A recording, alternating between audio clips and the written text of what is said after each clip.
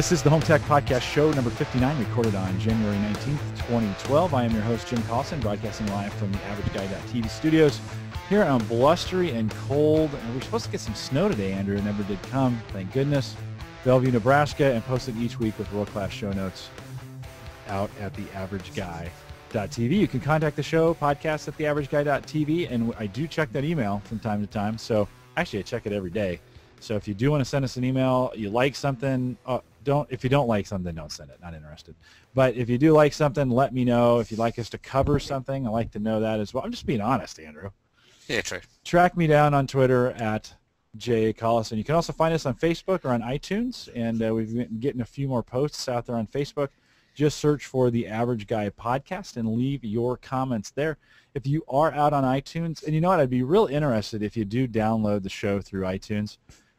Maybe you could drop me a quick line and just let me know you do. It's hard for me to get those numbers, and I'm also trying to verify my feed burner numbers. And so if you are an iTunes subscriber, if you could, and I won't ever spam you, I promise, send me a note, podcast at theaverageguy.tv. Just send me a note, let me know you subscribe through iTunes. I'd be interested in how many of you are out there. While you're out there, if you want to drop, and you like the show, and you want to drop a comment, do that as well. That helps with our search rankings. We've also set up all the links you ever need to automatically download the podcast. If you're not doing that and you want to get it every single week, you can go out to theaverageguy.tv. We have some links out there for you for both iTunes and standard RSS readers. Just look in the right-hand column and click on the links. If you have questions, shoot me an email. Okay, we've had a few connectivity problems. We're getting the show started late this evening, and it's been kind of nuts. And of course then this Sarah podcast may contain traces of nuts. Yeah, so Sarah tells me because she's the sound tech person, and of course, so right after I get things started, she says I have too much sizzle in my voice, too much sizzle. Maybe I'm getting too close to my microphone. You don't get told that often enough. I don't know. I could use a little more sizzle, Andrew. Well, of course, with me tonight. I had trouble. Rich's scheduled, and he is out sick. Christian could not jump in, and we had trouble getting Gary connected. So with me tonight, just the two of us, Andrew Morris from Melbourne, Australia. Andrew, how are you doing? Pretty good, thanks, Jim. Good having you. And looking forward to the end of the week. Yeah, it almost can't come fast enough. Summer's okay there in Melbourne so far. Summer's looking more like winter today. So a little cloudy. How are the solar panels doing? Yesterday, fantastic. Today, not so great. So, they're still sitting on the roof doing their thing. But the weather's been interesting in Melbourne the last couple of weeks. Last week we had hail, fire, rain, brimstone. Really? And this week it's been sunny. So, okay. Very hit and miss. Hail, you said? Yeah, hail. They had around about tennis ball size in some parts of the city. Good size. Yeah. It's good size. It's the sort of hail when you know that sort of hail's coming. It's sort of like, where's the car? Where's everything expensive? And how do I get it out of the way? Yeah. That we had that storm this summer like that. It dented my car. Actually helped pay my car off. So it's free and clear. It's got a few dents in it, and that's okay. I can, it still drives. It looks like a golf ball, but it drives. And actually, there's some strategic aerodynamic advantages to having dimples in your vehicle. I mean, it works on golf balls, right? Yeah, sure. So, well, good to have you. It's your summer is on its way out already. You're halfway through, and you've had more warm days than you'll have for the rest of the summer. Is that kind of sad? Yeah, summer, or our nice weather tends to go through till probably April, May. So we get to Easter, and we get to Easter at least. You guys are soft. Yeah, and if it's a mild winter, we get good weather all the way through. Yeah, so. Yeah. It's a lot like I grew up in San Jose, California. Yeah, very similar. I would imagine Melbourne's very, very close. And everybody says when I tell them that, of course I live in Nebraska, notorious for bad weather, and they always say, why? And I'm like, have you been out to the West Coast? I mean, it's beautiful, but God, there's people everywhere. I mean, it's nuts. And the taxes are bizarre, and the people are bizarre, and the Congress people are bizarre. And so California is a weird state, and I couldn't be more glad to not be living out there. Now, I look forward to your letters, Californians, but it's just not. Although there are some beautiful spots in California up north, in the Redding and Red Bluff and Shasta County, it's beautiful. It's just like the country. But anywhere there's national parks for mine. Yes, yeah, very, very beautiful. Up around Yosemite and yeah. Well, in Shasta, I mean, if you don't mind a volcano, you're you're in good shape. Shasta's been dormant for a long, long time, but of course we know Mount St. Helens blew in 1980, so there is still some activity up there from time to time, but it's a beautiful country. And so, anyways, we're here to talk.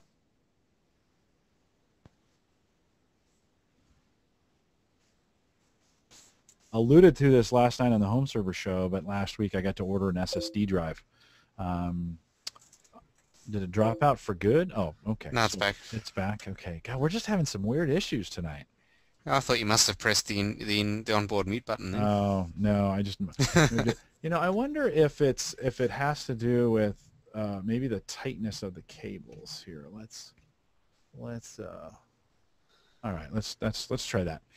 Good. I purchased an SSD drive. I've been wanting to do that for a while to try it out. I didn't realize kind of what a stir it would make, and I'll talk about that here in just a second. But I'd gotten a gift from Newegg and of $100, and I wanted to use that towards something. And as I started thinking about it after Christmas, I thought, we talk a lot about SSD, and of course SSD stands for solid state drives. Yep. Those are memory-rich, as I like to call them, memory-rich hard drives. They're smaller than your regular spinning drive. The average spinning drive today has between 1 and 2 terabytes, or 1,000 to 2,000 gigabytes, roughly. Most SSDs range between 60 and 120. Right now, the ones that are affordable, 60 and 120 megabytes. Yeah. So they're very, very small. For the average person, and have not really, Andrew, what I'm finding, have not really shown up on the radar of the average guy for the most part. That's all of us enthusiasts know about it, but the average guy is kind of not too aware of it. I tend to think your average person's a bit afraid of the cost, and they don't quite understand it. They look at it and they go, "Solid state, what does that mean?" Right. That's my take. I'm put off by the cost myself. A lot of people around me at work are, I've just upgraded my laptop to an SSD drive, and I'm like, okay, how big? 80 gig. So cool, you got an operating system and half your email and the rest of it sits on a USB hard drive. And they go, yeah. I'm like, right. Fail. Yeah, but the performance, so let's talk a little bit about why. So if you go out, if you're listening to this, I did a post last weekend on this, and I posted I used ATTO benchmarking, which is something Rich O'Neill, and I was hoping to have him on tonight to talk through this with me, because he's kind of the SSD expert, at least the guy, he's the friend that I know the best, that knows the most about SSDs, and kind of walked me through and helped me through the whole process. And so I thought it'd be kind of cool to document this, at least from the average guy standpoint, and say, what would I expect? I didn't know a lot about SSD. There's a lot to them, a lot of technical stuff to them that I really won't spend a lot of time talking about here. What I really want to do is just kind of briefly go over the average guy experience, and so that drive came in. It's a Mushkin drive. There's a couple different varieties of drives that are out there, ScanDisk. And now that I'm going to try and rattle them off, I'm going to probably fail. Intel's get those. Yeah, Intel has their own. OCZ is a brand. If you go out to Newegg.com and just search for solid state drives, you'll get kind of a whole list of drives that are out there. And actually, Rich and I did a podcast 2 weeks ago as I was choosing the drive on this, and it's still not out yet. We'll get that published as they're walking me through picking this drive. It's a good. If you've never, or if you've been thinking about SSD, look for that over at Rich's Random Podcast Generator. But and so they talked me into a 120 gig drive, which when I was done loading Windows on it, I got it down to about 30 or 40 gigs. So that leaves 80 to 90 gig left for me to do stuff with. Now, Andrew, my philosophy of hard drives is I try to keep very little actually on my local hard drives.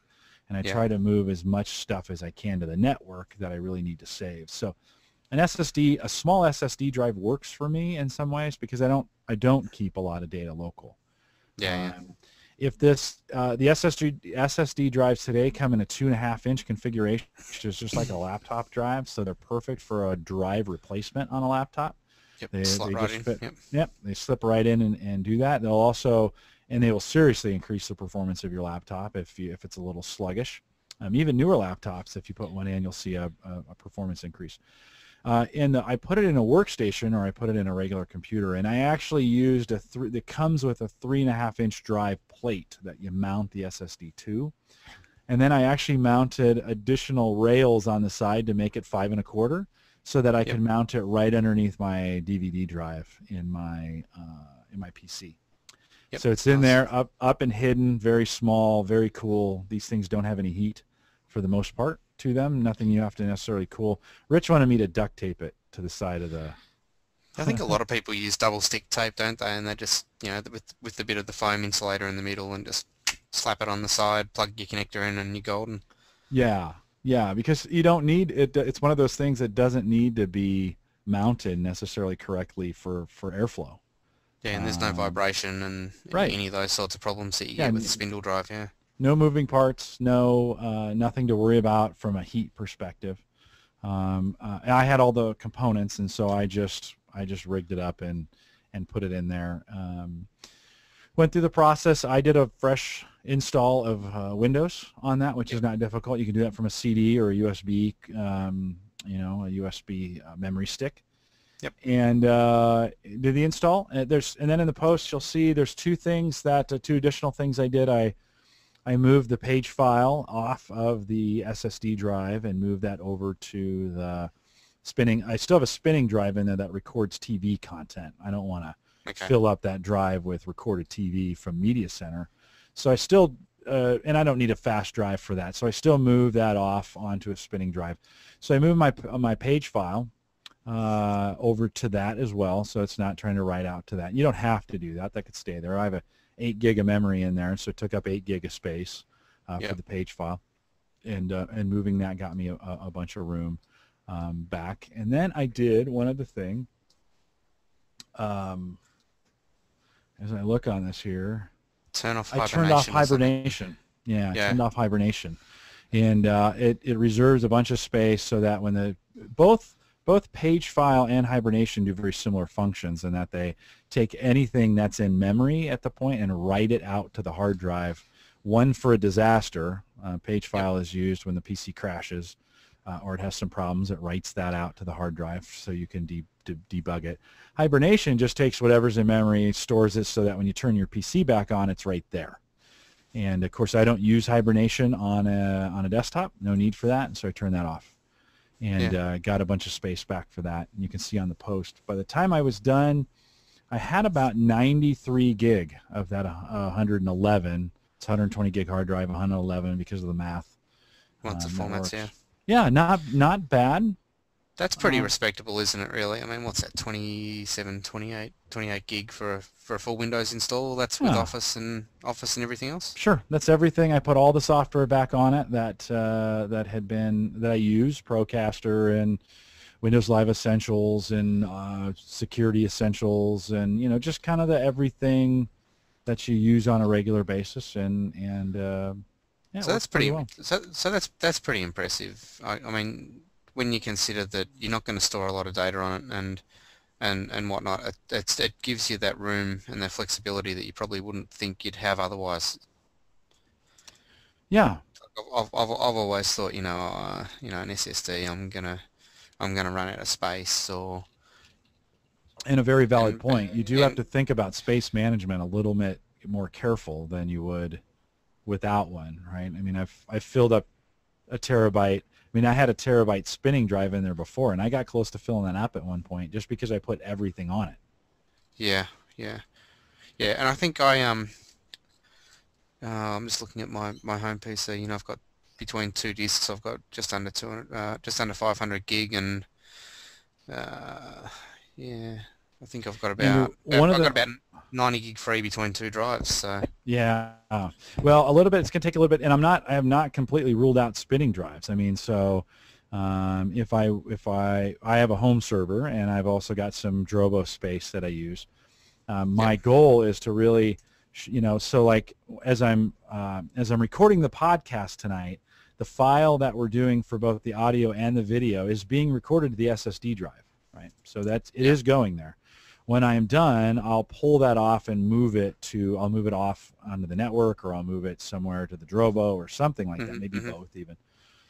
And the goal will be every week to kind of clean up those recordings that I do and move them off. And so from time to time, it is a limited amount of space, so you kind of got to check the drive from time to time, make sure you're not filling it up.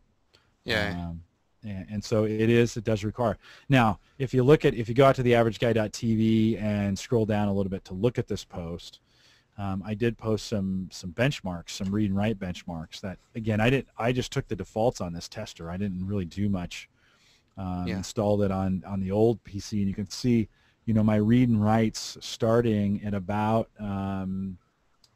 this is in megs, so about 8,000, let's just say about 8,000 for small files. yep, And then they jump themselves up to 15 meg, 25.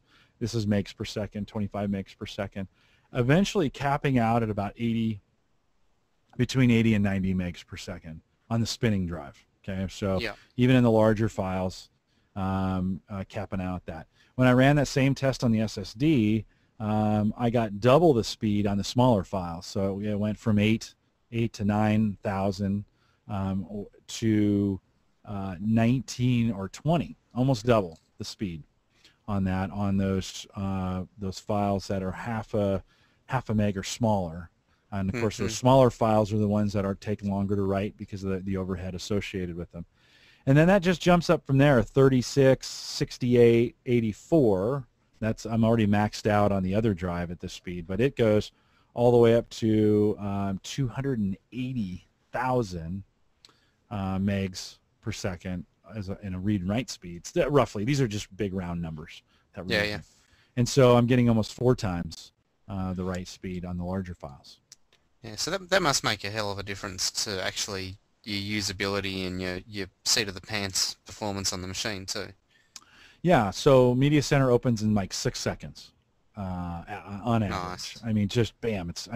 Click, it's there, right? Yeah. I don't.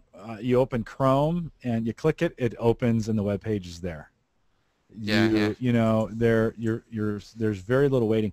One of the things I was hoping it would speed up was video rendering, and of course that's very CPU intensive, and so I did not see much of a change when it came to actually rendering video or converting video. But everything else has been dynamite. It even runs Procaster faster. I mean, I'm seeing less of a CPU drain as we're broadcasting right now. Yeah, so the machine's not absorbing the buffer as much, I suppose, because it is doing that little bit faster. Yeah, I think so. And it was, one of those, one of those situations where it's not. I mean, in some ways, I want to say it's night and day, because it is a big difference. Yeah. And the average user is going to see a performance increase, I think, on just about any piece of equipment they put it in. I guess it's probably when you look at what's coming through the pipeline at the moment as well, and with respect to Ultrabooks and the MacBook Air and stuff like that, I guess that's where they're getting their appeal as well. Sure. Oh yeah. They're leveraging the performance out of them because I think they've all got SSDs in them. So I think what we're going to see is that's where a lot of those gains are coming from as well. Yeah. So your average punter's wow, this machine's so much faster than my old one, and then the sales guy's sitting in the back of the room going, we haven't told him it's got an SSD drive in it. Right. Yeah. Yeah, and they don't know. It's 4 times faster. It's 4 times faster. Well, hello. And they're expensive because some of the cost has been in those SSD drive. The average price of the SSD is coming down. Yeah. And they're made in different plants, and they're made out of different components. And the more we buy them, the more the more prices will come down on them. Yeah, that that's the old supply and demand, isn't it? Once Yeah, the market absorption happens, then people are going to jump on it, and it's going to become affordable for the masses. yeah. And It's likewise, and likewise, people will tell their friends, I put this SSD drive in my machine, and it's so much faster, and da da da. Well, let me Yeah. tell you what happened. So on Sunday, I'm at church, and the guy who is kind of oversees all the media, and music and media at our church, is hmm a reader of the blog, and so which I didn't realize, and I should have known. We've got But we've got groupies. he so he comes up to me and says, "Hey, I heard that SSD drive made a real big difference." And Yeah, I said, "Yeah, it's incredible." He said, "They have a PC, and it's actually sitting right over here right now on my workbench." He yeah, said, "We got this PC that's really struggling to render and keep up with Vegas. They use Vegas Pro hmm for their video capture and editing." hmm So I brought the PC home, and it just had 3 gig of RAM, and I guess I'd known that. It has a 3 gig of RAM, a half a gig video card, and a regular spinning drive. Now, it does have a Core 2 Duo quad-core processor, so still a fairly decent processor. yep, Hampered at this point by not enough RAM, a I/O to a spinning hard drive, and a half a gig of video card yep, for doing what it's doing. And when we bought that thing 2 years ago, I was there when they bought it. It was super fast and it worked for what they were doing. But files have gotten bigger, things have changed. I'm sure with 3 gig of RAM trying to do video, these large videos, most of these programs load up the entire file, or they make an attempt to load up the entire file into RAM to and be once it starts processed. paging, and once it starts writing out to that page file, that's when you start getting, Right, right. yeah, So for $100, we bought 8 gig of RAM, and they didn't mess around with it. They had 2 half a gig sticks and 2 1 gig sticks for 3. And I said, well, you could just buy 2 more for 2, and we could get 6. And he goes, at $100, let's just get 8. So yeah, we'll bump that thing to 8, which will be great. And then I've got another Mushkin solid state drive, 120 gig hard drive that they bought for $150. It's SATA 2, but this PC is SATA 2, so there's no yeah, sense in getting a SATA 3 drive in yeah, there, and that'll yeah. go in this weekend. Okay. Yeah, Be interested to see what the feedback is on the me too. performance. Yeah, me too. I think it'll be, you go out on a lim, right? You do these things as you're the tech guy, and you go out on a little bit of a limb and say, oh, yeah, this is going to be great. Well, it better be. Yeah, you've got certain parts of your anatomy on the line. Yeah, yeah, for sure. And so it's, but I think we've been talking a lot about this. I know the guys on BYOB over at the Home Server Show, we've been talking about SSD for a while. It hasn't made its way down. I don't think SSD has made its way down to the average guy. I'm going to Yeah, say if there was a single upgrade besides RAM that you could make, if you don't have enough RAM right now, the time to buy it is right now. In fact, I on my price is wife's golden at the moment. laptop, Yeah. I need to probably add RAM to her laptop as well. Laptop Laptop. or RAM? Yeah, that's RAM in a laptop, right? Um, memory and hard drive, $250, and you probably have a fairly quick running new PC at that point. Yeah, yeah, yeah, yeah. Yeah, oh, look, I mean, my folks have got a little HP, what's it called, like a netbook thing, and we upgraded the memory in that just recently because it was starting to run fairly slowly, and I think for memory it cost us like $39 to Yeah, it's cheap. double the memory in it, and I mean, it's still not a great performing machine. It's a little Atom processor, so inherently by design it's let down by that, but the extra memory has just made such a difference. And the Yeah. next logical step would be an SSD Hmm. because it's the only other way you can really get the performance out of it. Right. Yeah, that removes the I/O bottleneck, and I see my videos frozen. But speaking of I/O bottleneck, I must having a video That's working. show here. It's working Yeah, for me. is it? Yeah. Yeah. There it goes. Um, yeah. No, right on. So if you haven't thought about it, so last night I've got this Mac G4, this PowerBook G4, that I'm going to give to my middle son as he goes back to college, take notes on and stuff. And I said, hey, Yeah. I'm going to give you this. You might want to think about dropping a solid state drive in there if you can find it. Jim's drinking the Kool-Aid. totally into it. Well, anyways, if so you got questions on that, there's a post out there. You can take a peek at it. You can also join us on Facebook. There's been some couple threads on it out there on Facebook. Just search for the Average Guy Podcast and find our Facebook page. And you can drop those out there. I'd love to see kind of some average folks try this solid state drive. Again, it's not terribly expensive, 120 gig, $150. It's almost $1 a gig. If you shop smartly, you can probably get it for $1 a gig at this point, and that's kind of the sweet spot right now. Sounds expensive if you compare it to a spinning drive, but you're going to get incredible performance out of it. All right, Andrew, let's talk a little Skype versus Google Plus. During the CES coverage, I spent a lot of time on Google Plus, and we're actually on it right now for the podcast.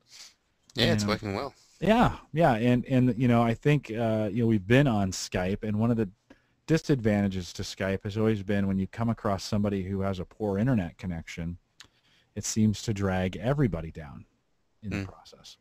The weakest link. Yeah.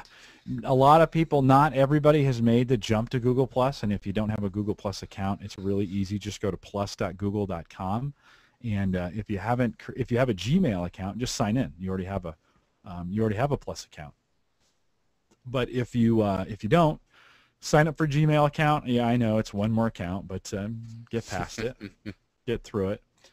Google Plus is a lot like Facebook in the sense that it has a stream of consciousness. Today, a lot of photographers, a lot of tech guys are out there. You're still not finding your friends and family like you're used to on Facebook. But Google Plus has this feature called Hangouts, and that's actually what we're in right now, and is just dynamite for video conferencing with friends and family. Yeah, and it's a lot easier to use than Skype too. You want to get together with all your friends. You don't have to add anyone into a separate program or anything like that. Once you're in your Google Plus, it's just a matter of start a Hangout, invite your friends to it, and they can come and go as they please.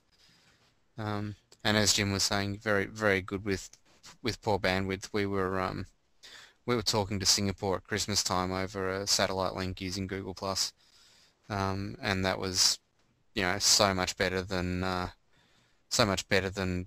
Skype, because with Skype we couldn't even get a video connection up.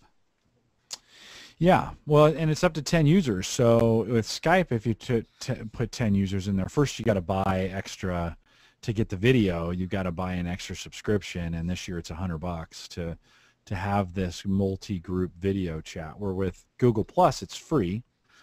So that's one good reason to be in. With Skype, it always seems like, Andrew, if you made that call to Singapore on a phone line, let's just say for example, or you're calling somebody's, you're calling not their phone, but you're maybe using the Skype software on their phone, right? Yeah. That connection seems to drag everybody down, and I don't know why Skype does that. Hopefully Microsoft will fix that someday, but it's horrific, especially in the podcast when we try and bring guests in and such. It's just horrific if somebody's got poor bandwidth. Google Plus has seemed to have figured that out in some ways, and now it seems to get better all the time. So if somebody with poor bandwidth comes in, it doesn't seem to affect everybody else's audio and video. Worldwide deployment of it, so I think no matter where you're at, you can have access to it. And we use it all CES, and I've just kind of went, I went back. If you're watching live, I kept thinking, God, why am I not using this anymore? But if you're watching on the live stream, one of the nice features about this is, so especially if you're trying to help somebody with something, and there's a screen sharing capability. So if I wanted to show you, for example, a web page, and let me pull up this one, and our friend Steve Ballmer is on it, and so I can come over here and select that, and that's going to bring up that site right into the chat for everybody to see, so you can see that. At least here, it's not something you'd want to try and read something off of, but if you're trying to show somebody how to do something, you can actually kind of do it right here through Google Plus, and it's a nice way to kind of help people. Hey, click on this, click on that, go over here. It allows you to share the screen very, very simply. Yeah, or vice versa, they can share their screen to you and you can say you need to click on this and you need to click on that and actually walk Right. them through it so that you're not showing someone how to walk through a problem they may be having at the time. And that's always, one of those things too, best way to learn how to do something is to do it yourself. Right. But this gives us the ability to then, show those people, so you can see what they're doing without having to sit in the car for an hour to get to them or whatever the case may be. Yeah. Yeah. It's, we've used things like TeamViewer. I've used things like Mesh to be at Microsoft's, the Windows Live Mesh client. But this is easy to make a connection. You send an invite. Now the invite process is not real clean at times. The invite shows in the stream what they call a stream, and that's all the things that are going on. And if you have a very busy stream, that invite can get buried pretty quick. And so it takes a little bit of work to track that thing down sometimes. But for the most part, that's the hardest part. Yeah, Is getting signed in. filtering. Yeah, and with Plus, once you start following a bunch of people, it can be a lot like Twitter in a way. So if you're following a bunch of photographers like Mike Howard and I do, you often find that your stream becomes, an ever moving torrent of information. So you can, have certain photographers who'll post something every 10, 15 minutes if they're in a busy period, and then it'll come back up the top of your feed when someone comments on it. So similar very much to the newsfeed in the newsfeed view in Facebook, but if you're following a bunch of people, it moves a lot faster. But you can quieten it down as well. Yeah, it is some social media or social networking with some control. It can be a little overwhelming, just like Facebook. Most people don't check their Facebook settings. But some people say there's not a lot of activity on it. Google reported just this week that they have 90 million people signed up on it, and 2/3 of those people come to the site every day. Yeah. So 60 million people active on it. Is that enough? I don't know. I mean, I don't know. You're probably not going to find your parents on it, like you have on Facebook, right? Everybody is using Facebook at this point, but Google Plus has got some cool features. And there's a video conferencing feature. I don't think it uses Skype, but on Facebook as well, that if you want to go point to point, it works pretty well. And I actually have not heard that touted very much or even talked about, but we use the video stuff in Skype, in Facebook, which is based on Skype, and that works real well. Yeah. Yep. So I think from here on out, I know Mike Howard as well over JPEG to RAW. We had him on last week. We are, we as podcasters are all trying to make the switch over to Google Plus and kind of move away from Skype. The one big drawback for me is I can't make phone calls out of Google Plus. But you can use but you've got your integration to your Google Voice account too. And I think it's probably a matter of time before they integrate that into the Hangout feature. You think so? No, I reckon it will. It'll make them a truly entity with Skype then.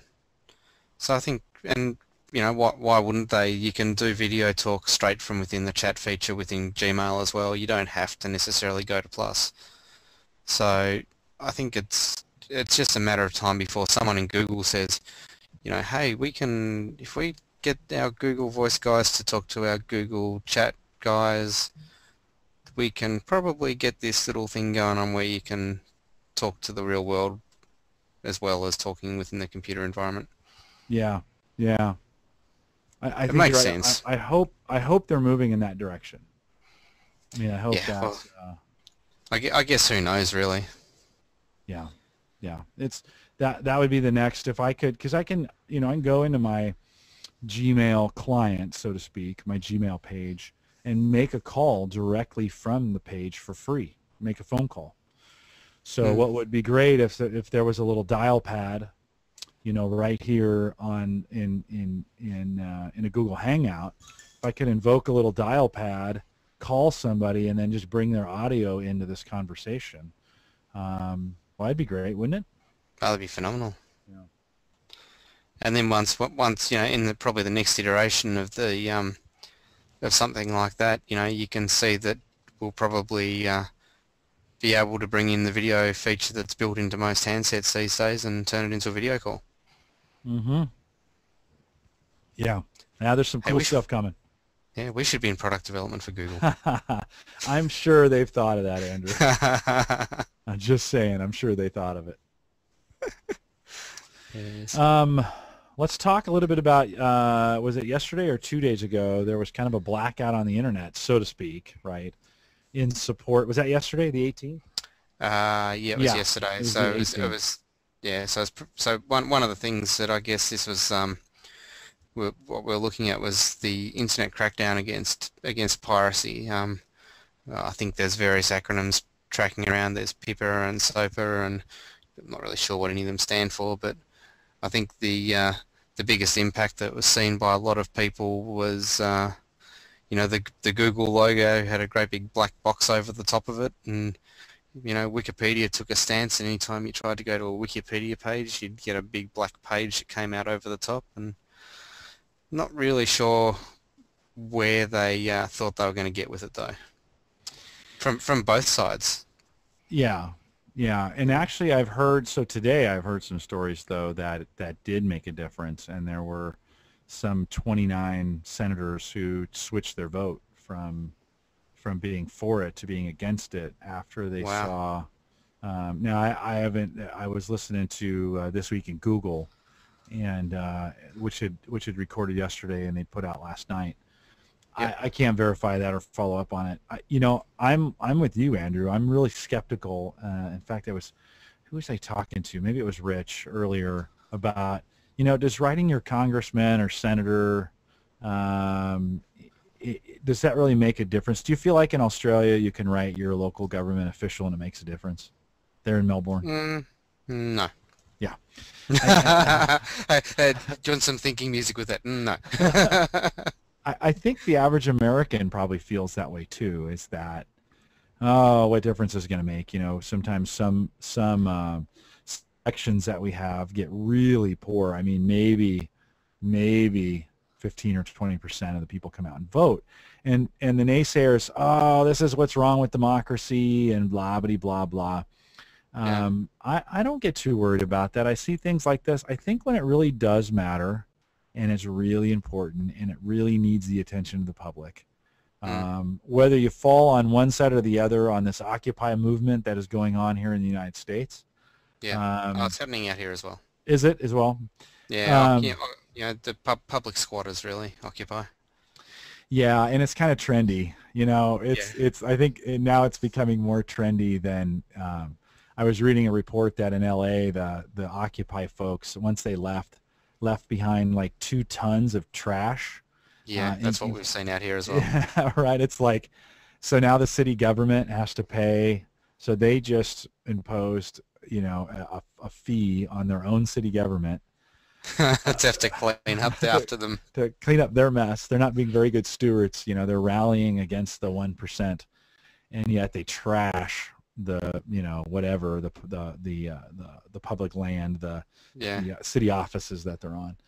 Well, that being said, though, that's not my point. The point was, I think it is important when you feel passionate about something like that, whether it be SOPA or whether it be the Occupy movement. I think it can make a difference, and I think especially in the United States Congress, there's a lot of government officials who don't really understand the internet and are going to just go with what they hear. And when things like this happen and people start saying, hey, you should probably pay a little more attention to it, I think it can make a difference. So does the individual make a difference? I don't know. But I think I don't ever, absolutely.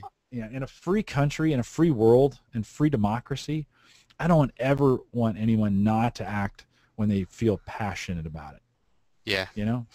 I think one of the things for me that this brings home is I see where they're going with the piracy component of it, and if that were to happen, to me that'd be a tragedy because we get most of our television from various sources long before it hits the screen in Australia.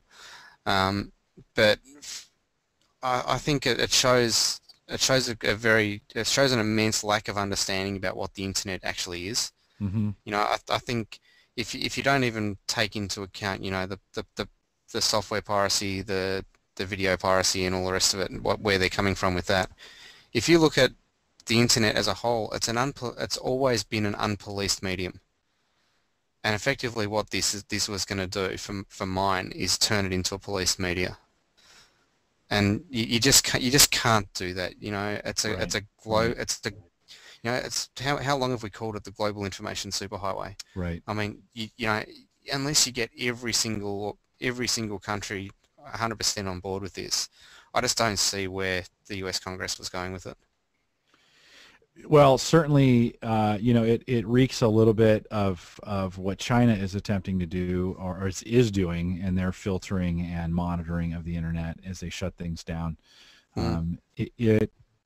I think the scary thing about it is the lack of due process that came Oh with it. yeah, And where someone could just say, hey, take them off, and they're immediately taken off. And that just, absolute power corrupts absolutely, and eventually that would become a problem.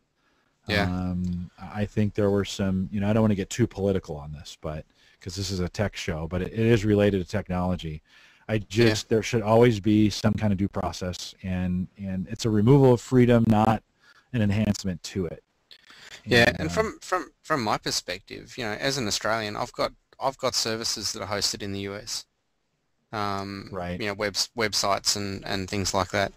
You know, if someone's going to turn around and tell me as an Australian citizen I can't put something on the internet just because I host it in the States, well, you know what? I'll take my money somewhere else. But more to the point, if the Australian government wasn't behind this, what's the American government trying to do to tell me what I can and can't do? sure, sure, yeah. So So now I think that, and it's not yeah, like I don't want anybody to get the wrong impression. It's not like if they pass this legislation, the internet would shut down, right? The but a lot of what people enjoy on the internet would go. It could right away, Mm, especially file sharing or things that are involved in that kind of process for music. mm, But the scary part of that to me isn't that, because no. the pirates are just going to find ways around it, right? So that's going to pop back up somewhere else, right? The scary part is that a year or two later, for some reason, the government could then step in and close down a legitimate site that has nothing to do with file sharing or piracy, and they can cover this under the Patriot. Oh, I'm sorry, I used the wrong one. They can cover they can cover it underneath the. You know what? The Now Sober People Act, yeah. the average guy.tv is going to get shut down tonight. I'm going to log it in the morning because I dissed the Patriot Act. Well, yeah, it's that kind of lack of due process. So I think that's the most concerning thing to me Yeah. Well, I think what has come through though is when you look at before the tracking of the, I guess, the feedback that has been received from probably more so the American communities than the global community. You know, on the 18th of January in Congress, there was 80 supporters of the proposal, and there were 18 opponents. After the blackout, there's now 65 supporters and 101 opponents. So to me, that shows the true power of people en masse. Yeah, You know, yeah, I think it was when you went to wikipedia.org, the first thing it had come up with, and after you got the blackout screen was, please enter your zip code. You put in your zip code, and it gives you every possible politician that you could yeah, have in that area where you live. I yeah. mean, that's the power. That's the power Right, of speech. It had their Facebook address, their email address, and their Twitter account. right, You right. know, so Yeah, yeah. you know full well why the opponent number's gone up, because these guys have just been hammered Yeah. And with that's with a where the negative with a wave of negative feedback. and that's where the individual makes a difference. And Oh yeah, so can an individual make a difference? No. Sometimes you don't feel like it. Can an yeah, individual, when acting with a lot of individuals, make a difference? yeah. I think absolutely. Yeah, And individuals en masse. Yeah, it's I think it's a great day in America when Hawaii Five-0 comes on, when Michelle calls during the show. I think it's a good day for a democracy when things like that it'll happen. just be someone sending me a fax. It's okay. Sending you a fax to your cell phone. Yeah, again, whether you're for it or against it, and again, I don't want to turn this political, but and I think most of the folks that are listening to the show would say that what the legislation they were proposing would not be effective against piracy, which is what they were trying to do. And I'm all for trying to find ways to curb privacy and make sure that musicians get their fair share of revenue. And what they are artists, and that's what they make. That's what they make. It's no different than someone stealing something out of your home in a lot of ways. But that being said, it's a great day, and it's a good day for democracy when that system works and that people are heard. So anyways, very cool. That all happened. I think I would think this might be the first, and I'm sure there could be other things, but this might be one of the first legislative movements that has completely happened online, right? I better get that. Yeah, go ahead and grab it real quick. We'll pause for a second. With just Andrew and I. Let's see, we'll sit in the chat. Anybody got anything to say in the chat? $39 Logitech headset.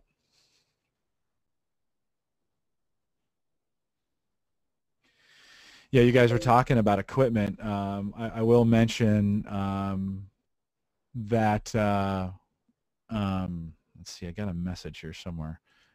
We were talking about Google Hangouts, and to use them, it is best to use a headset of some kind, both for your listener. Andrew has a headset there, one of the traditional kinds, ears with a mic out. We use this is a Blue Yeti mic. Can you hear me, Andrew? Yep. Okay. All right, good. Yeah, I've got your old traditional behind the head Logitech headset that gives you stereo and a little boom mic that moves up and down in front of your face, and you can. Yeah. I think I've got 1.5 meters, 2 meters worth of cable, so I can get up and move around a bit. From time to time, I also use a Plantronics 330, which is a Bluetooth headset for the guys in the stream. That's it there. That just hangs over my ear, and that gives me a range of about 25 meters. I can use that with Skype. Yeah, and I can use it with Skype. I can use it with Google Hangout. I can use it with Office Communicator or Microsoft Link, and it also works with my mobile phone. So I can go from the PC to the phone to wherever, and they run out at about $130, $140. But they're very comfortable. They get about a 6.5 hour talk time, and you can play music through it. Not that it's great for that, being a single speaker, but yeah, very comfortable and multi-purpose, and you get away from the whole hands-free thing in the car with it because you don't know it's there, and you don't run the risk of falling foul of the law by talking on a phone without hands-free. Yeah, it's a good little system. I think when you're if you're going to do online chat, it does help. You can do it through the speaker, through your speakers and through the microphone on your camera, in most cases.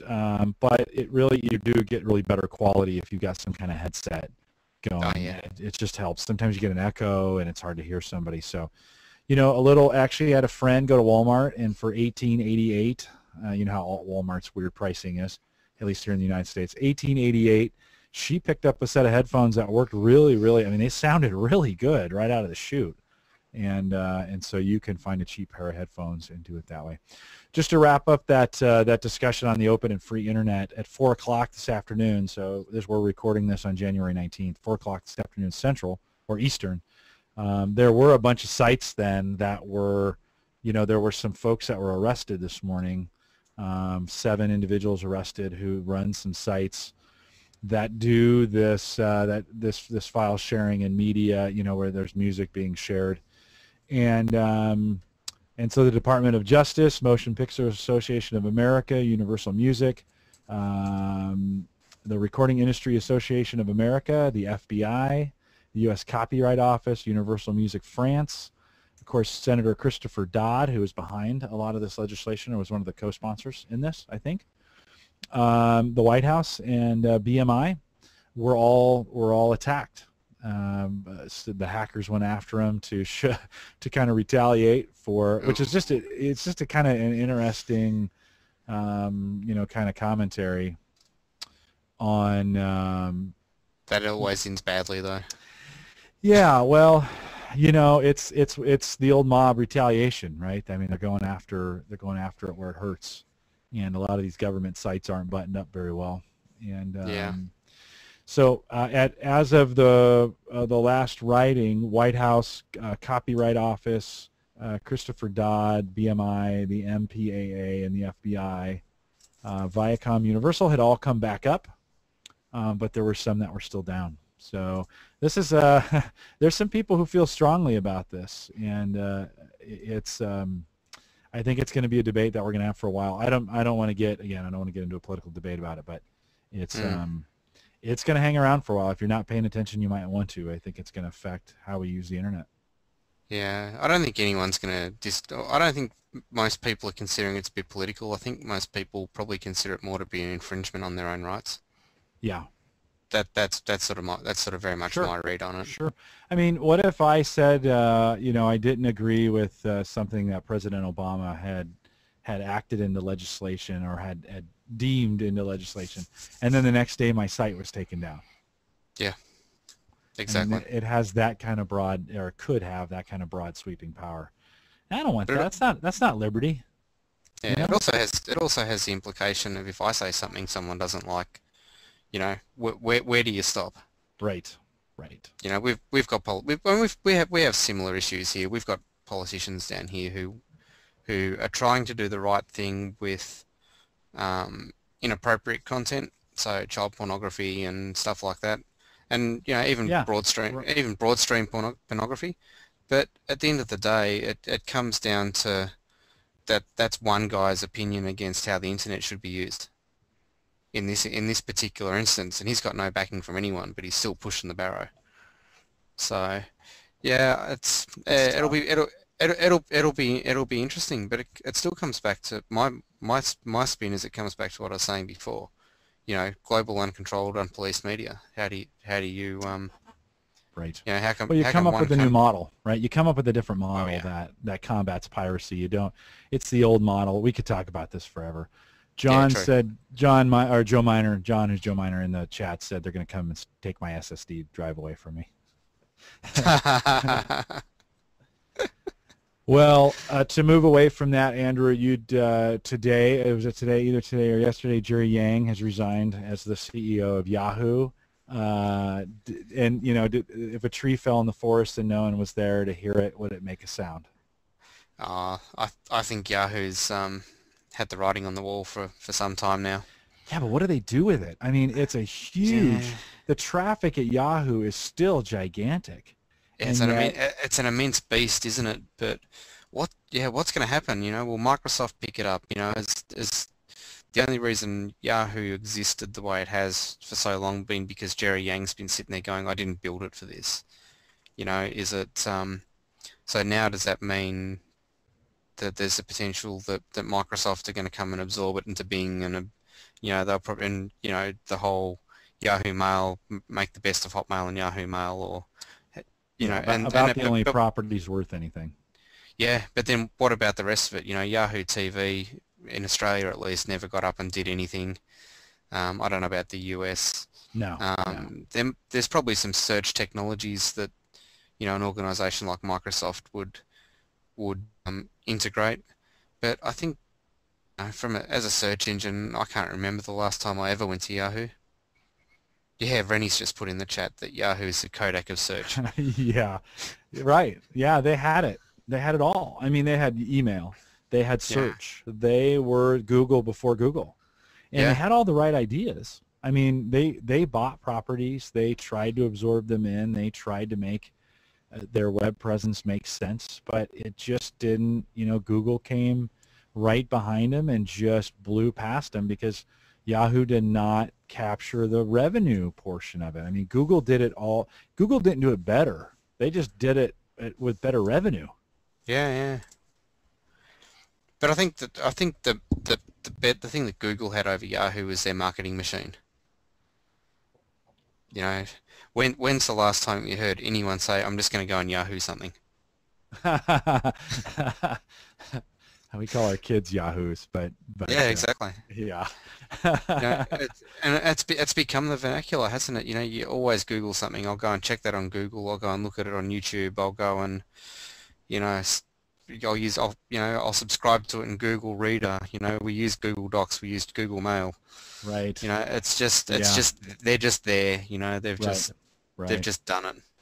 Well, I think not to debate it because we know Google's on its way, or Yahoo's on its way out. Yeah, Be interesting to see what happens to it. It wasn't long ago that Microsoft had offered them $15 a share, something like yeah, that, for it. And at the time, it was a terrible deal for Yahoo. At least that's what they said. Boy, I bet Microsoft's glad they didn't do it, and yeah, Yahoo is crying that they did do it. It'll be interesting if they just kind of fade out into oblivion. I don't really know what they can do at this point. yeah, yeah, So, yeah. It'll meanwhile, our friends over at Microsoft reported a revenue, an earnings for their fourth quarter. Revenue was 20.89 billion. 20 billion for the quarter. Wow. That's, who says Microsoft's dead? And Yeah, that's and there's I've heard comparisons talk about, well, they're the next IBM, and you know what, that might be true, but yeah, they made $20 billion last quarter, and that's down a little bit, right, from where it was last year at this time. But dude, that's a juggernaut. that's That's that's a a lot of cash. that's a serious amount of coin, isn't it? Really. Yeah, yeah, that's a How do lot they of coin. how do they compare to Apple though? And Yeah. if you look and if we looked at a year by year comparison, does because I haven't looked at the numbers myself, but I would suspect that Apple are probably making a move that's fairly similar. But I'd reckon they're from what I hear from anecdotally what you hear around the traps, I'd reckon Apple are probably going to be growing faster. Well, certainly they have the momentum, Yeah. and Microsoft doesn't. And their leading products, they are, IBM still continues to make a crap load of money off of things that they patented and sold 25 or 30 or 40 years ago. And so Mm-hmm. that's how they survive. Microsoft will be in the same boat. It would take 100 years to bring down Microsoft with all the money they have in the bank. If they're Yeah, just true. managed halfway well. I mean, they don't even have to be managed very well. Yeah. Somebody could just come in and do nothing, and that company could survive for a Yeah. long time with the Yeah. money that they have in the bank. But somebody said in chat that they don't have what do they have that's really leading edge at this point, and what do they have that's not necessarily the leading edge but perceived as leading edge? Mm. Yeah. Windows Windows. Phone? No, No. no. Yeah. And then you see Apple come to the market with things like their latest announcement, which is the iBook 2, which is or iBook 2, where they're looking at bringing the textbook into the iDevice. From a pure education perspective, that gives them, I think they're saying for their vice president of marketing said that they currently got 1.5 million iPads being used in the educational sector. Well, if they get textbooks onto the iPad, that number's gonna, increase tenfold, hundredfold. How many kids are there out there who are in the education sector who, if they can get their textbooks electronically, will? I think that's, if Microsoft was coming to market with something like that, then there's a potential for them to get that sort of growth. But you know, it's all in the iDevice. So yeah, so how much more do you think Apple's revenue is than Microsoft? Just guess. What do you think? How much higher is Apple's revenue? Yeah, what do you think? Percentage? I'll give you Dollars. can I go? Just guess. If Microsoft is 20 billion, what's Apple at? You think? What do you think their quarterly revenue is? 36, Lower. 32, Lower. 28. 28. Yeah, you're right. Right on. 28.5 in the third Third quarter. time lucky. That's what they say, isn't it? it? That's like I found my keys in the last place I looked. Well, that's Yeah, 'cause exactly. it was right. You usually find most things you can't find in the last place you look, yeah. Yeah. So in the quarter that ended June 25th, this is the one I just found. The company posted record quarterly revenue. This is record at 28 billion. So they're setting records at this point. Net profit of 7.31 billion, or $7.79 per share. Okay, so remember those numbers, and then we pop back over here, and earnings for Microsoft 20.89 billion, with earnings of 77 cents per share. I mean, that I know who I'd be buying stock in. who has more outstanding shares of stock, Yeah. Apple or Microsoft? I think that is the question. Let me see here what their profit was. But what's the alternative really? If you didn't look at Apple and you didn't look at Microsoft, where would you go? What do you mean to? Well, from an operating system hardware perspective. Oh, when I say Windows, you treat every hardware manufacturer as being agnostic in this instance. But where do you turn? Right now, You turn it off. Yeah. In a way. Yeah. It's a hard one. I mean, the open source community don't have a replacement.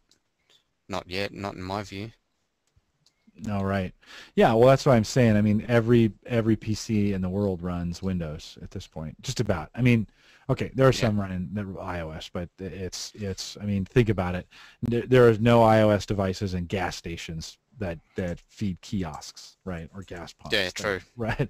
You know, there's so many Windows running devices at this point, and those could be replaced in 5 years. But and I'm not making I'm not making a decision one over the other. It's an interesting look at both companies. Oh yeah, absolutely. Yeah, for sure. 40 years ago, we would have been talking about Xerox and IBM, and that crazy. Right? Oh, that's nuts, isn't it? And where's Xerox these days? Where's IBM these days? They're there because they were saved in the 90s, and they're pretty well run now. Yeah, true. They do have some good management behind them, and they're gonna they basically run on an endowment though, for the most part. Yeah. They're so very interesting. It's here we go. Gartner said in August 2011 that they estimate that the Apple PC market share in the US is 10.7%. So a tenth. Yeah. 90% PC, 10% Mac. And that'll change. I mean, the iOS and Android, right? That's you ask the question, what's next? I mean, that's the battle, right? It's iOS and Android, for sure. And so. Yeah, I don't think Google are going to capture the market with the Chromebook somehow. I don't know. I don't know about that. Yeah, we need to be more connected for that to happen. Yeah, the problem with Google is that they're not hungry enough in the OS. When any company that gives away their intellectual property doesn't have enough invested in it, and I know they do. I know why they do that, right? Because the more people that are on it, the more revenue is generated through the advertising, because that OS drives that stuff to advertising. But when it's your bread and butter, you're more apt to protect it, and I get a little iffy around Chrome or Android, because they're I don't know. Certainly, the latest number is 750,000 activations of Android per day. That's suspect. It's a suspect number. It's hard to believe, but even if it is true, that's a lot of Android devices that are out there. I got one right here. Yep, I got one here. Yeah. So Snap. Pretty nuts. Pretty nuts. Well, you know what, Andrew? The second half of the show, fairly unconventional home tech podcast stuff. Oh yeah, that's kind of crazy. It's also stuff that I think a lot of people are worrying about it at the moment. The the internet stuff to me is sort of, it's almost the whole Napster thing from a few years back. And I think if the outcome ends up being the same, I think it proves the point that was proved around the whole Napster thing with the recording industries and the like. I just don't think it's going to. It'll just go somewhere else. Yeah, right. No, right on. And I don't think any country's ever going to do what China did. There's never going to be a firewall around the US. Let's hope and not. and the Australian government's proved they can't do it here either. Right. We do. I heard this today, so no original thought here, but the music industry needs to find a better way to distribute their content where piracy is accounted for. Yeah. Well, iTunes is a good model for that, but the pricing model isn't comparable to buying a physical CD in a store or a DVD in a store versus saving $2 to download it. Yeah. Yeah, I don't say I have the answer. I don't know what the answer is. I don't, artists, my son is an artist. I have two artists in our family and who will someday hopefully make money that way. And, I want to see them get paid for what they do. Yeah. And that's fair. But at the same time, I don't want a spook hiding in every, jumping out of closets and scaring me every, just because. I don't want a police state just so that the music industry can make money.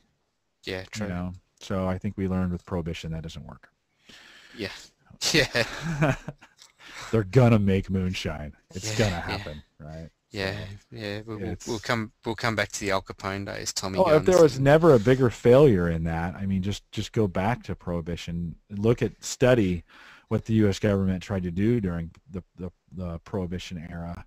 You just can't, right? And now, is it right to legalize alcohol? And now we have a culture that has large problems with alcohol abuse. Yeah, I get why they did it. I get it, but I don't know. That's just not freedom.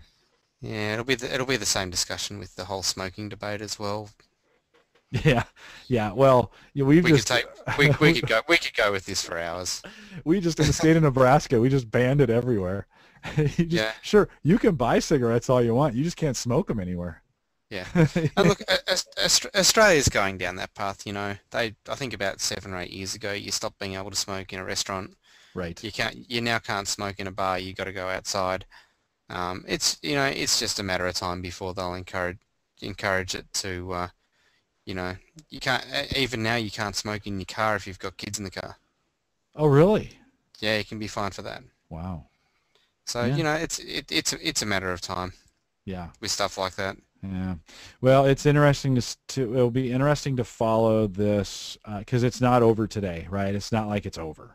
This is going to be a battle in Washington, D.C. here in the U.S. for a while now. And it is related to tech in the sense that it affects directly everything we see on the internet. So, damn straight. I shouldn't say everything, but a lot of stuff. So if you feel passionately about it, write your congressman, give them a call, let them know. It's still not too late. Let them know that you're for or against it, and however you feel. It does matter when people do that, and if you feel passionate about it, get it done. So, well, Andrew, a good show. I'm glad you came out tonight, and sorry we couldn't get Gary on here. We gave it a run, and it probably would have been a different show if we'd had him, but it always is that way. Yeah. Gary is back next week. You, me, Christian, and Gary next week. Yep. Cool. And sorry for those people who didn't really want the political discussion, but It's the spin side of when two guys just get around and start to have a chat. Well, and I hope we didn't. One of the things I didn't want to do was make it that I have a right opinion on it. Yeah. Everybody needs to decide where they're at with that and absolutely do what they feels best. I don't have a strong opinion of it that I necessarily want to impose on anybody else. But I do want to say, if you feel passionate about it, go make a difference. Go do something about it. And if you're here in the U.S., you have plenty of opportunities to do that and make it happen.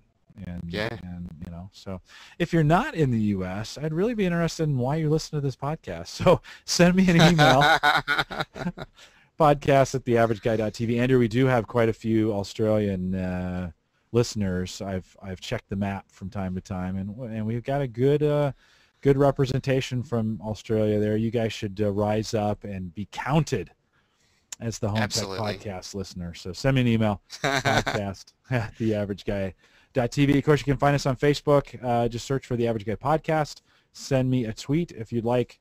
That's just at Jay Collison, and the rest of our information, including Andrew's Twitter and everybody else's account, is out there. TheAverageGuy.tv will have the show posted on Saturday. Andrew, thanks for coming out tonight, and we'll do it all again next week here. TheAverageGuy.tv/live, 7 p.m. Central. Although we should move that to 7:30, but 7 p.m. Central, 8 p.m. Eastern, and what time is that there? Midday Australian Eastern Standard. Midday Australia Eastern Standard Time. Is it straight up noon? Yep. Is it straight up noon? Straight up. All right, noon Australian Standard Eastern Time. Eastern Standard Time? I got to get that right. Have a good evening, Andrew. We'll catch you next time. Have a good one, folks. Have a good one, Jim. Speaking of that, I have a conference call with India here, and oh, what is your credit card number, please? no, we're doing interviews there, so it's okay. That kind. So I wonder what U.S. Congress would have thought of the official 2012 No Pants Subway Ride Day in New York. Really, no pants? Yeah, I'll throw it in the chat for those guys who are still out there. Yep, no worries, John. This is golden. I've been watching this thing happen for like 3 or 4 years now. Yeah, no pants. It was on the 8th of January, I think. That's a little cold not to be wearing pants. Oh, yeah. Yeah. Here you go. On Sunday, January 8th, 2012, tens of thousands of people took off their pants on subways in 59 cities in 27 countries around the world. In New York, our 11th annual No Pants subway ride had nearly 4,000 participants spread out over 6 meeting points and 10 subway lines. Enjoy the video first, then go behind the scenes. Behind the scenes is the key word. Boomtish. Yeah. Oh, that's gold. Yeah, it is. It's very cold if in January in New York City you're riding the subway without pants. Oh yeah, that's nuts. What would you be thinking to come up with that? Yeah, Mike, if you look at it, Mike, it seems that there's quite a lot of females who participate in it. Oh, somebody had to ask that question, didn't they? Yeah, it's more of a risk. It's more of a risk to the guys that are participating with the women around them, I think.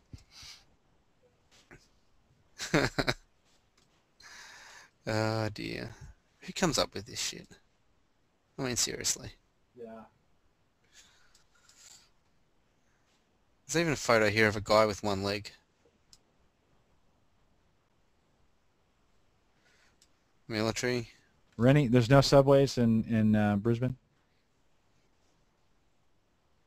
Do you guys have what's the main form of public transportation in Melbourne? Car. Buses? No, but I mean public transportation. Not the transportation that public takes, but the main form of public transport, government run. We got trains, trams, and buses. Okay. So Is trains light rail or is it traditional rail? It's both. So we've got light rail and like subway type thing. We've got a loop that goes right under the city itself.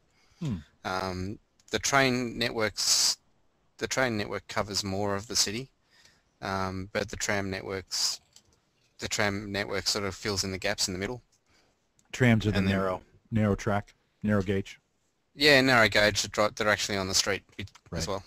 So like the San Francisco ones without the rope drive. Okay. So they're electric driven. Okay, but they're tram buses or they're on rails? They're on rails. Okay. So like the Muni trains in San Francisco. Not familiar with them. Yeah, well, Muni's both underground, and then they've got some down a Market. They got some trains that run above ground, but the real narrow track. Yeah, these are here we are. Why'd they get rid of the trains in Brisbane, Randy? Just nobody using them, or what? Maintenance costs, maybe. I tell you what, San Francisco is just a hodgepodge of public transportation. You can. One time I was headed in from Stonestown, which is all the way on the west side of the city, where my aunt and uncle lived, and so I got on a train.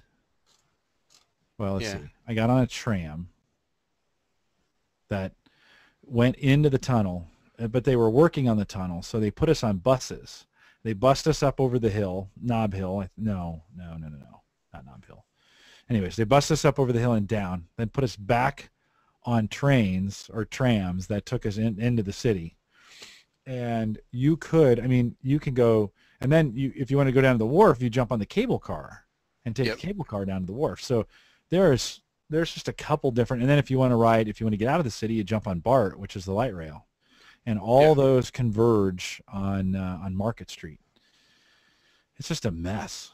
I like San Francisco, though. Oh, it's a great city. Yeah, it's my favorite city. I always feel safe there, even though I probably shouldn't. I mean, I've walked the streets late at night, and I just always feel safe there. And maybe it's because I'm down in the financial district when I'm doing that. But great restaurants. There's just something about the city. It's great. Yeah, my first trip to San Francisco was bright-eyed, probably 19, 20-year-old. Get off the plane, get the bus into I can't remember what the place is called, bloody Pink Pussycat or something like that. I think the hotel was called, right on the edge of the Tenderloin. Yeah. And the bus driver dropped about 20 of us off there, and he says, right, when you come out of your hotel, if you turn left, that's a bad district. If you turn right, that's a good district. So I haven't slept for 24 hours at this stage by the time I've flown to the States and all the rest of it, because I don't sleep on planes. And so decide I'm going to go out for a walk and find some dinner. So I walk out, go straight into the Tenderloin. So this would have been like 80s, right? Middle 80s? Mid-90s. Mid-90s, okay. Yeah. And so straight into the Tenderloin. And about 200 metres down the street, this black guy, you lost. No, I'm not lost. I'm just having a bit of a wander. Looking for something to eat. Da-da-da-da-da. Okay. What do you want to look at? I don't know. What is there to look at around here? And so this guy full on takes me under his wing, gives me the resident's local guided tour of the Tenderloin. Yep, the guided tour of the Tenderloin. I'm in and out of bars and God knows what else. And at the end, and I get back to the hotel, and the guy at the counter's like, oh, so where have you been? What have you been doing? And I tell him, he goes, oh! it was like a heart attack ensuing. This guy's like, what the fuck are you doing going down there? Rah, rah, rah, rah, rah. And I'm like, oh, what's wrong? I'm perfectly safe. I bought this guy a beer, and it's all good. Oh, you Aussies, you're all crazy. Yeah. Oh, it's great. You lucked out.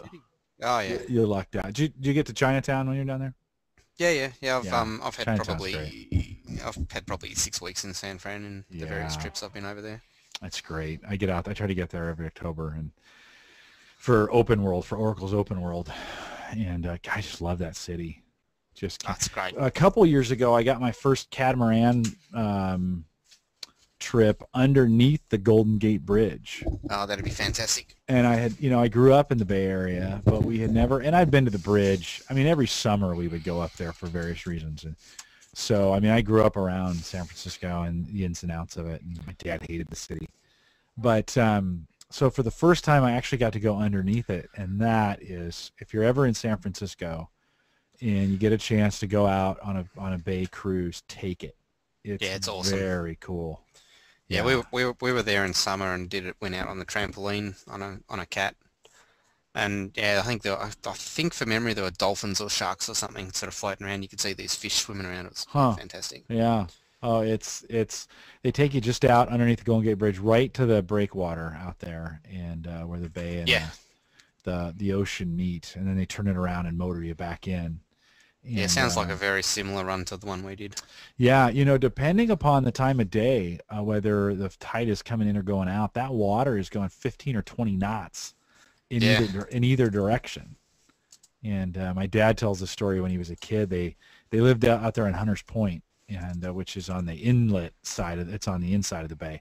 And he and his sister and a friend got in a rowboat and rowed out in the bay, and then got caught in that tide going out. And it just took him out. And so there's ships going underneath Golden Gate Bridge all the time, less than there used to be. But somebody saw him and called the Coast Guard. And of course, my grandfather worked for the Navy at the time. This was during World War II. And so some ship saw him, called the Coast Guard. The Coast Guard had to come pick him up and then deposit them back at their house, my grandfather's place. And I cannot imagine the licking that my father took for taking his sister in a rowboat out straight to the Golden Gate Bridge. He just must have taken a licking from my grandfather. Oh yeah. Because he was a bigwig in the Navy. I shouldn't say a bigwig, but he was a civilian contractor, on the base there, and so everybody knew him, and he knew everybody, and so the Coast Guard was kind enough to say, Mr. Collison, here's your kids that have floated out, and we've waived the bill to pick them up. Yeah. That's gonna cost you. That was in the height of World War II. Yeah. Oh wow. Yeah, big time serious, that one. Yeah. That's just a funny story. That's one of my favorite dad stories. Oh yeah. Oh, that's absolutely gold. Yeah. Hey Rennie, thanks for coming out. Always good to have you in. And when you get a microphone, it'd be good to have maybe an all Australian show at some point. Yeah. Cart yourself off to Officeworks, Rennie, and pick up one of these things that I've got. They're about $30. Yeah. Yeah. We can talk about Australian politics. Yeah. Yeah. No. That would be fun. It's only two-party preferred though out here, so there's another one that doesn't count. Oops. Oh, is it really? Well, we're in the same boat, right? Two, and maybe a third that tries to make a difference every once in a while. Mm-hmm. But yeah, we're pretty similar. Hey, I just got the power bill for the last month. Yeah. So solar panels generated us $234 worth of credit. Sweet. And that's our consumption for electricity for for December, January was what's that? $20. That's what you pay. Yeah, so we consumed $20 worth of electricity, and we fed back 270 onto the grid. Oh, gold, Jerry, gold. So that's it. Does a credit just stay? Does that just stay on your bill, and they? Yeah, it stays on the bill. Yeah. And then, so you should in the winter, right? Then you'll use some of those credits. Oh yeah, absolutely. Yeah. So, John, we fed back 508 kilowatt hours of power at 66 cents a kilowatt hour. That's not terribly expensive. No, it's not really. Yeah, I think we pay something similar. I have to look at the bill. I don't think it's much. Nebraska's pretty cheap for power. That's why it's a great place to live. Our brethren on the coast just get murdered. It's not as good as Canada because the power's free there, right? It's plentiful and abundant. Yeah. Oh, this is interesting. They've changed our tariffs. They're getting a phone call. But I'm happy with that. Yeah, that makes me want to install solar panels like tomorrow. Yeah. Depends what they pay though. Really, yeah. Like what you're going to get at a feed-in rate. Yeah, no, right on. I don't think the incentives are right. I don't think the state of Nebraska doesn't write for And it's power yet. and to be honest, it's taken the Australian government a fair while to get it right as well. So Yeah. yeah. I was just somewhere. Where was I? I was just somewhere, and they just installed new solar panels. They were talking about them. Out in Colorado. Yeah, I was out in Colorado, and I think the Air Force Base there has put some big panels in out by the highway that you can see. I think that's where I saw them. So the Air Force Academy is there, United States Air Force Academy in Colorado Springs. So Colorado Springs would be a great place to get solar power. Yeah, wouldn't it? What? It's sunny all the time there. Yeah. I mean, it does snow, but so I got a pop-up, activate Windows now. The activation period has expired. Click this message to start activation. I never activate my Windows clients when I put them in because I never know how long I'm going to keep them for. Really? So no, I just never activate them until I absolutely have to. So I'll need to log in, and I got an anti-piracy. Ironically, I got an anti-piracy notice right before the show. You might have pirated software, right? Because I haven't put a activation notice in yet, or activation key. So ironic. Absolutely. All right, dude, I got a call coming in here shortly, so I'm going to let you go. Streamers, thanks for hanging out with us tonight, and appreciate you guys hanging around, the few of you that are left. Good show, Andrew. Thanks for... It's kind of fun, just you and me. Yeah, just shooting the shit. It's good. Yeah, I enjoyed it. I enjoyed it a lot. All right, streamers, we'll let you go. Andrew, thanks a ton. All right, guys. No worries. Have a good one. I'll get the notes done in the next little while. Yeah, I'll drop it into Dropbox. I just saved it off. I'll drop it in Dropbox now so you can get the raw. All right.